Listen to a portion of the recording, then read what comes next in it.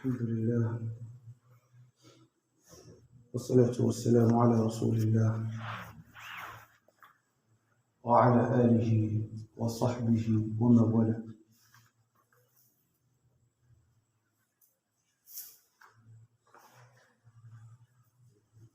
Yesterday we discussed about the hadith where Prophet sallallahu alaihi wasallam made us to understand that he knows Allah the most among we humans. He was the one who was the first to receive it.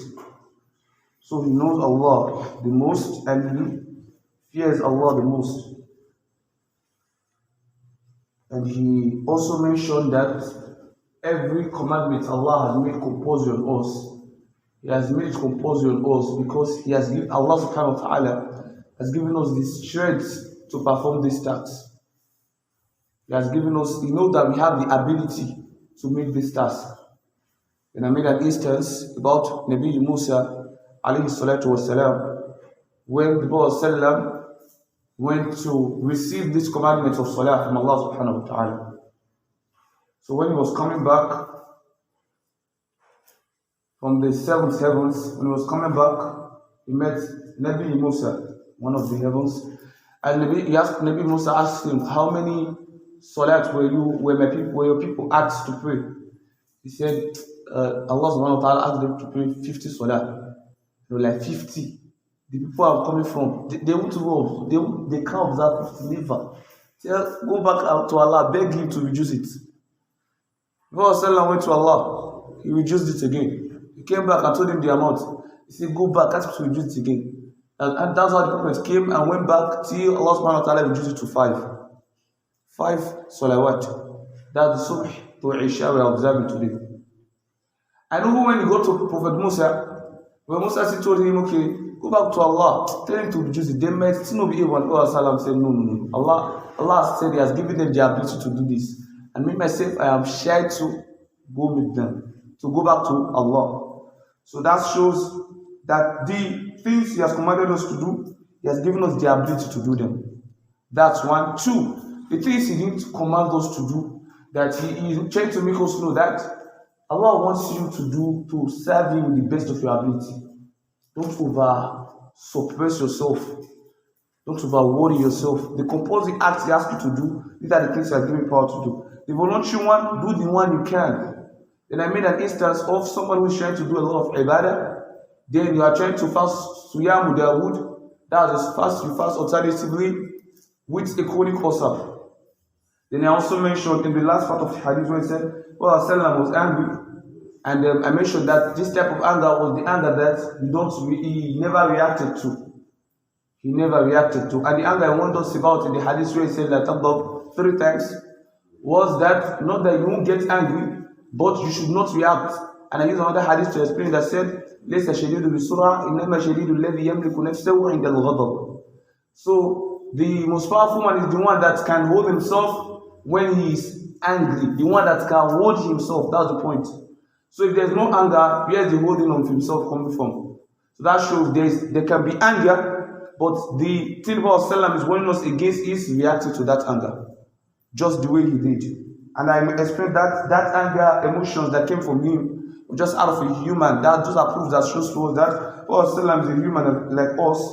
And lastly, I said, "Inna atqakum wa alamkum billahi ana." Here he said that he knows Allah most among us, and he fears Allah the most. And I mentioned that this is not him bragging, it was not out of pride, but he's actually telling us a fact, thiqatu bin nafs. I mentioned the difference between al-kibr and thiqa bin nafs.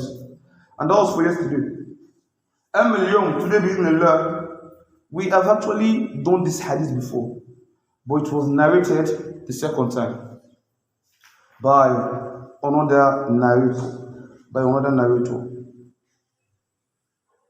Now, it was narrated by another narrator to Imam Bukhari.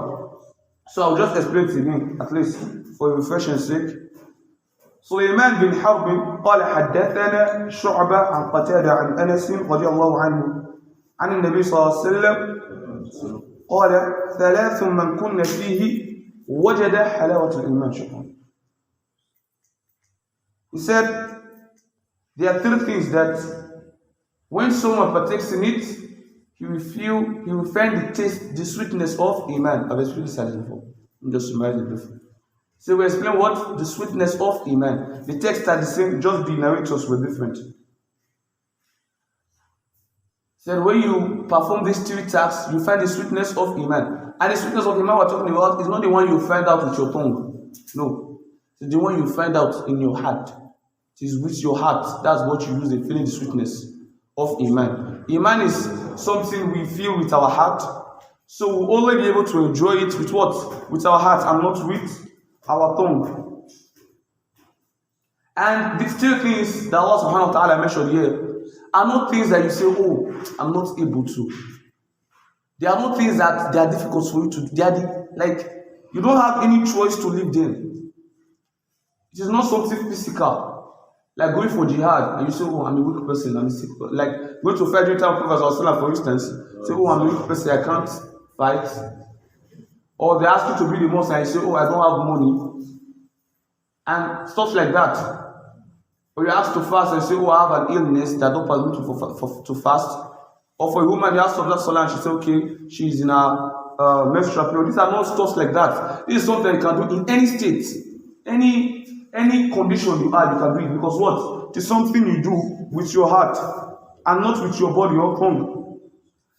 He said, مَنْ كَانَ اللَّهُ وَرَسُولُهُ أَحَبَّ إِلَيْهِ مِمَّا سِوَاهُمَا. So the first thing is the one who makes Allah and Prophet the most beloved. Like he loved the both of them, Allah subhanahu wa ta'ala, more than any other thing. Let's be careful with this angle. أَن يُحِبَّ اللَّهُ وَرَسُولُهُ. مَنْ كَانَ اللَّهُ وَرَسُولُهُ وَرَسُولُهُ أَحَبَّ إِلَيْهِ. That word there is translated as fi and thumma. Let me explain. It said you should love Allah and the Prophet, not with the Prophet. You should love Allah and the Prophet. In the ayah, Allah subhanahu wa ta'ala explained, and the love we're talking, how would you prove the love of Allah? Is by what? Obeying His commandments. It's by following the rules of Allah subhanahu wa ta'ala. That's why when Allah mentioned in that ayah, He said, أَطِيعُوا اللَّهَ وَأَطِيعُوا الرَّسُولِ. That's obey Allah, then obey the Prophet. Then when we say fillah again, we pronounce أطيعوا الله أن يحب أحب إليه من كان الله ورسوله. What we say في رسوله, like you love the Prophet in the sake of Allah, is because لا يمكن لك أن تطيع الله بدون إطاعة الرسول. That you can't actually perfect obeying Allah without what? You obeying the Prophet. How will you know to obey Allah if not with the guidance of what? The Prophet. Allah dropped a lot of commandments, but how do we? Allah made us. He made salat compulsory on us. 5 compulsory salat. He made it clear to us that He has commanded us to observe 5 compulsory salat. How do we know how to perfect them? How to observe them? It was through who? The Prophet. So you will love Allah subhanahu wa ta'ala first, automatic, that's an automatic action. Then you love the Prophet for the sake of Allah, because of Allah. You love the Prophet because he's a prophet. 1. 2, he will be the one that will make you perfect your love for Allah subhanahu wa ta'ala.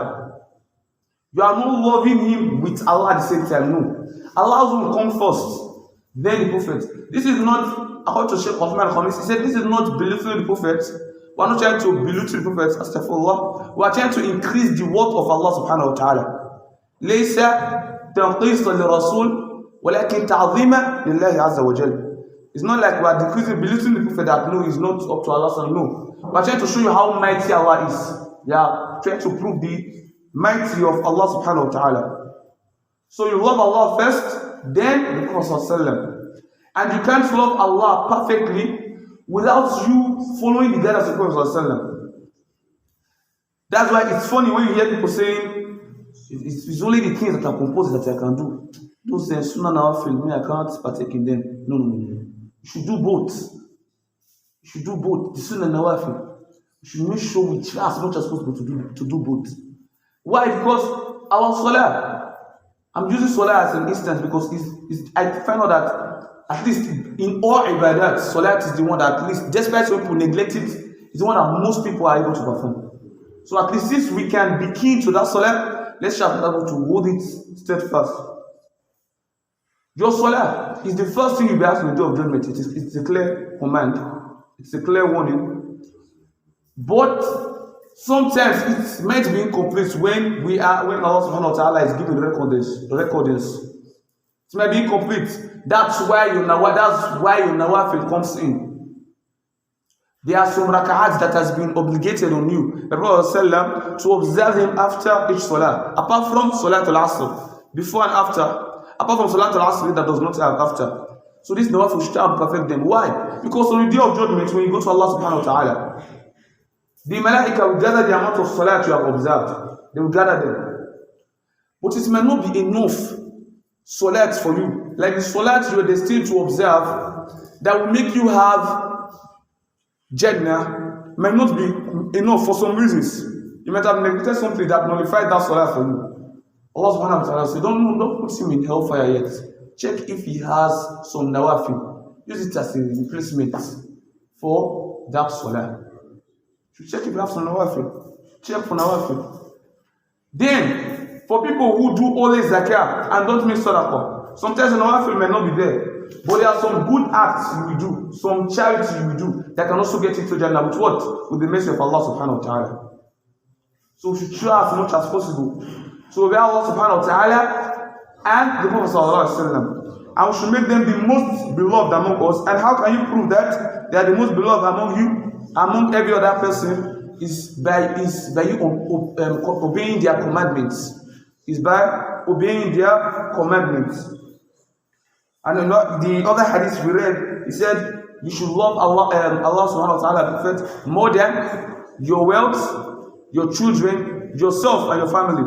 There's anything your heart desires, or anything, you can't obey your boss and disobey Allah subhanahu wa ta'ala. You can't obey your children and disobey Allah subhanahu wa ta'ala. You can't obey your own heart desires and disobey Allah subhanahu wa ta'ala. You should make their commandment come first, then any other thing can come after it. You want to do something, first of all check, is this thing haram or halal? If you can make this first, if you can follow this first step, you will actually get sweetness of iman. That is this really halal or haram? Once it's okay, it is not halal, it is not haram, mashallah, then you can go ahead and do it. But once you see it is not halal, it is haram, then you stay away from it. So if you can make this thing your first ruling, your first principle, I want to go into a business. Is it? I got a job in Guinness company to work as an engineer there. Is it? You first of all confirm. The first thing you should think of. Okay, there's a job offer. Let me start with this. There's a job offer at Guinness company. You are an engineer who studied electrical or mechanical or mechatronical, and you want to apply for a job. You had about a vacancy at Guinness, for instance, or in any alcoholic company. The first thing that should come to your mind, alcohol. You ask me to drink alcohol. Well, I don't know if we can work in such place. Okay, let me go and ask. That should be the first thing. First of all, confirm if what? It is halal. If it's permitted. The way you find out that it is haram, then mashallah, just leave the Guinness. And what? You follow whatever you are doing that is halal. Or you look for another halal source of income. So we should love Allah subhanahu wa ta'ala and the Prophet by what? Obeying their commandments. وَمَنْ أَحَبَّ عَبْدًا لَا يُحِبُّهُ إِلَّا لِلَّهِ. That you should also love anyone else except for the sake of Allah. Love anyone else except, like, you should love someone for the sake of Allah. I mentioned the love, an example of the love we're talking about here. The love of Ali and who? Umar. Ali and Umar. Where Ali delayed his own salam, saying salam first to Umar. He wants Umar to say salam to him first. Why? Because he have heard the Prophet saying that the first person who says salam is what? Is the one who who we have that house in Jannah. The first person who says salam is the one who we have house in Jannah, because Umar was offended and he went to meet Prophet ﷺ because he noticed that Ali would always wait for him. Ali was far younger than him, and he knows that Prophet ﷺ commanded them to do what? To greet, like the younger one should greet the older one. It's the right upon the of the older one for the younger one to greet the older one. So Umar went to the Prophet ﷺ. He said, Ali will always wait for me to greet him before he will reply. He does not greet me first. Amma Kulta was Sagir al-Kabir to say the younger one to greet the older one. Prophet ﷺ said, yes, I said so. So Ali, why don't you greet Umar first when you know he's older than you? And Ali said, he had you say in one certain time, Ya Rasulullah, that the one who greets first will have a house in Jannah. So I want that house to be for who? Umar. That's the love we're talking about. You love your Muslim brother, that you want him to have Jannah. And I mentioned a story in Yemen when I was explaining that. I said there was a story in Yemen where two students, they found out that a boy was dragging his friends to the mosque. And he said, okay, why are you dragging him to the mosque? You are dragging him. People were just dragging his colleague. They were students. No, dragging to the mosque. Why are you dragging him? He said, he doesn't want to observe Salah. He said, okay, if you don't want to observe Salah, you leave him. Probably you observe it if you do something. He said, no. That what if he dies without observing Salah? That he does not want to get to Jannah, and he gets to Jannah and he does not see his friend there. No. So that's why he's dragging him to Salah so that he can meet in Jannah. That is the hubb we are talking about. The type of love Allah subhanahu wa ta'ala wants you to love your Muslim brothers, yourselves. That's love yourself in a manner that you don't fight, you don't attack each other. That's the type of love we are talking about. That's why even when you just say salam to your Muslim brother and you smile at him, you say salam with a pure heart to a Muslim, you have a reward for it. So that's how beneficial it is for us to love one another and remove any form of hatred from ourselves. And يعود في الكفر, and the last one is ومن يكره أن يعود في الكفر بعد إذ أنقذه الله كما يكره أن يلقى في النار. He said, and the last one is for you to be afraid of going back to kufr after Allah has saved you from it. And last time I explained this, I mentioned that it was actually based on those who converted to Islam, like who Allah brought back to Islam, because on an automatic basis we're all born as Muslims, but probably you were born into a non-Muslim family. For other reasons you were a non-Muslim. Then Allah has brought you back to Islam. You should be afraid of not going back to being a kafir. And how can you show that you are afraid of not going back to be a kafir? That's to be a non-Muslim, or to be an atheist, of not worshipping, having the fear of Allah at all, or believing that Allah exists, is for you to practice your deen. When you don't know your religion, when you don't know the deen, when you don't practice the deen, you will never be able to know the importance of what? Living the deen. If you can learn the deen, you can practice it, you then go to another side, you listen to wa'az, you ask questions, you ask your imams, you ask your scholars around. MashaAllah, this is actually part of jihad you've done. You can continue doing this in a mindful way. I mentioned once when I was doing a khutbah here. I said, to search for knowledge is very easy nowadays. Very, very easy. Imam Bukhari, now, if I want to look for authentic hadith, Imam Bukhari has already made this simple for me. Imam Bukhari, when he wants to look for a hadith, authentic hadith, he traveled miles. Imam Bukhari was in Uzbekistan. He would travel to Baghdad. Travel to Pakistan, travel to Egypt. Almost all the Muslim Arabic countries we have, Imam Bukhari traveled to all of them. In as much as you know that there is a narrator of hadith there, you go there to confirm just one hadith. One hadith. There were some he got up to 200 hadiths from. But because they didn't follow his rules, he only took 3 that follow his rules. That he was very sure that this one, they know how, they're authentic. So all these scholars, they made things very easy for us. And scholars like Ibn Taymiyyah, rahimahullah, Ibn Taymiyyah, well, there was a time I just thought of something. I thought of something like, it was a question. I said, something like this exists. Like, this question, this should be a question. Let me check if any scholar, if there's an answer to this question. Well, I found out that Ibn Taymiyyah, years before they gave it to my great-grandfather, has already answered this question. Ibn Taymiyyah wrote Majmu' Fatawa, based on questions he was just thinking about. Not all of them he was asked. Allah just gave him the idea. If somebody asks if something like this happens, what would you do? Ibn has already atomic this thing. So scholars have already made the deen easy for us. All we have to do is to learn it. And how easy the deen is that you find out that in every language, even in Igbo, as In Nigeria, I think the most difficult part to find Muslims is Igbo. I think they have the least amount of Muslims. But in Igbo, well, like somebody wrote translated Quran in Igbo. Translated the Quran in what? In Igbo. So they actually having shuyukh in Igbo land right now. In the East, they are having sheikhs, Muslim sheikhs, scholars in the East. So no matter the language you are from, you always have a scholar that will preach in your language. In those states here, we have Sheikh Harun Rona. He explains the deen in what? In Pidgin. It's okay, you can't understand English. He explains in Pidgin. People, you have Sheikh Akamuna, Sheikh Saad in Agbede. They explain what? In Etako.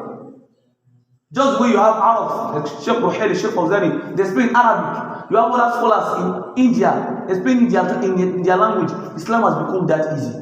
So to prove that you are afraid of going to hellfire or leaving Islam, so you should try as much as possible to have what? To learn more about your deen. It is not only about those who converted. You that you are a Muslim, also